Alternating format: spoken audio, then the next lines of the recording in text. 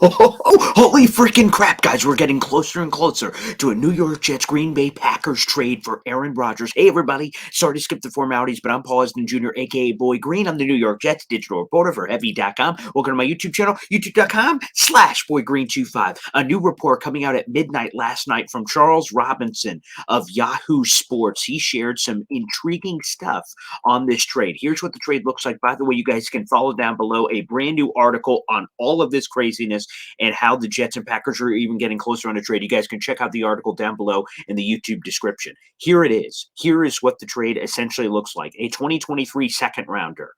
This is from the Jets to the Packers. A 2024 second rounder that's conditional. That 2024 second rounder would be based around quote unquote achievable team performance escalators. Here are a couple of examples that Charles included in his article.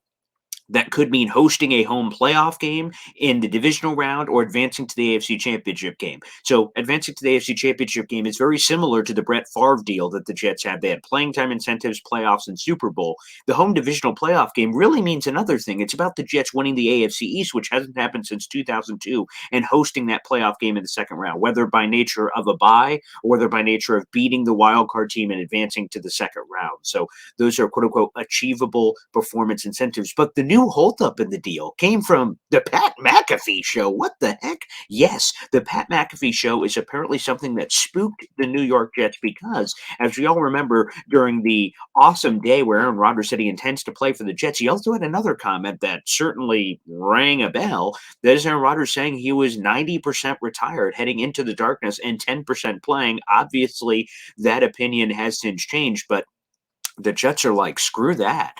That comment hanging in the balance. We don't want to pay a bunch of draft picks for a guy who may only be here for 1 year. So what they've asked from the Green Bay Packers is, hey, if Aaron Rodgers only plays in 2023, then you have to give us a pick in 2025. What the pick would be? Is it a first, second, third, fourth, fifth? We don't know. That was not included in the report. But they said, hey, if he only plays 1 year, you give us a pick back in 2025. That's fair. The Packers have said, screw that. We want quote unquote straight shot draft picks. We don't want to have those kind of escalators in there. So actually, we're in a very reasonable place. Also, quick diatribe.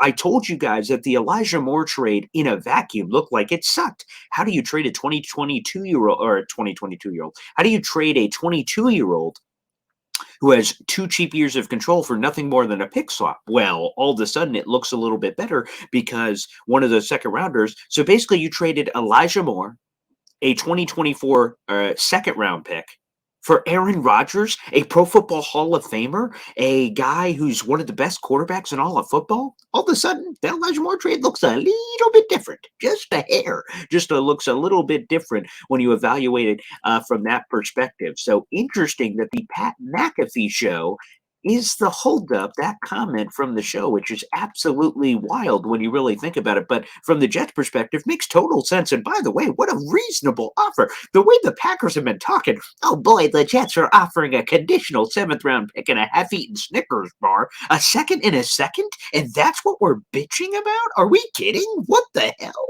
Oh, God, Packers people are so gosh darn unbelievable. We're talking about a pair of seconds that one could become a first, and Jets say, hey, this is great, but can we get a pick in 2025? And Packers are like, of course not. No way. Like, come on, let's get real, Packers. The Jets have a very fair offer on the table, according to the latest from Charles Robinson.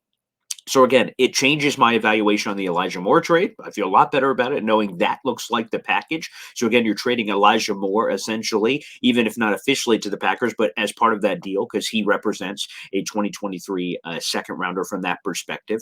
And again, if I'm the Jets, I'm trying to get as much as possible. So protection for that. Again, I will say this. This may be an unpopular opinion, and I know it's not that it may be, it will be. I'm fine with Aaron Rodgers for just 1 year. I don't need any promises of the future because I want one chase, one potential run, and let's see what happens. Would I want 2 runs? Of course. So I appreciate the Jets fighting for conditional picks so they protect themselves. That's a unique thing that we haven't really discussed about the Packers sending them a pick back. We've heard about the Jets could send a 2024 third or a 2025 third that could become higher if he plays or doesn't play. But the Packers straight up sending a pick back is interesting, something that we have not discussed yet. Holy crap, guys. I told you the NFL owners meetings, which by the way is in the middle of going on right now. I'm recording this on Tuesday morning. As soon as I woke up, saw the report from midnight, and we're recording a video about it. And we have a full article down below explaining why this is great news. We are getting closer and closer to finalizing a trade, and NFL owners meetings where Brian Gutekunst, the Packers general manager, Joe Douglas, the Jets general manager, they've known each other for 20 plus years, and their conversations, their discussions are face to face. So it can help us get this over the goal line and Aaron Rodgers becoming a member of the New York Jets. Oh, yeah, it's happening, baby. Just accept it, Green Bay. So hopefully they do send back that 2025 pick. That would make things even juicier. Thanks, everybody, for tuning in real quick for this quick update. Like the video, hit subscribe down below for more juicy New York Jets content. We're getting closer and closer, baby. This is going to be an exciting season. So buckle your gosh darn seatbelts and let's get this thing rolling, baby. Again, here's the trade. 2023 second. We don't know if it's 42 or 43, but if I'm the Jets, I'm sending 43, you dirty bastards. And then in 2024, the second that can become a first if the Jets either host a home playoff game in the divisional round or go to the AFC Championship game. Again, they're kind of waffling on what that's going to be. I'm sure the Jets are pushing for as deep as possible. Packers are pushing for the little as possible. And then, of course, the conditional future pick based on Aaron Rodgers playing more than one season. It's getting spicy, everybody, and I hope you're enjoying it. Thanks for tuning in.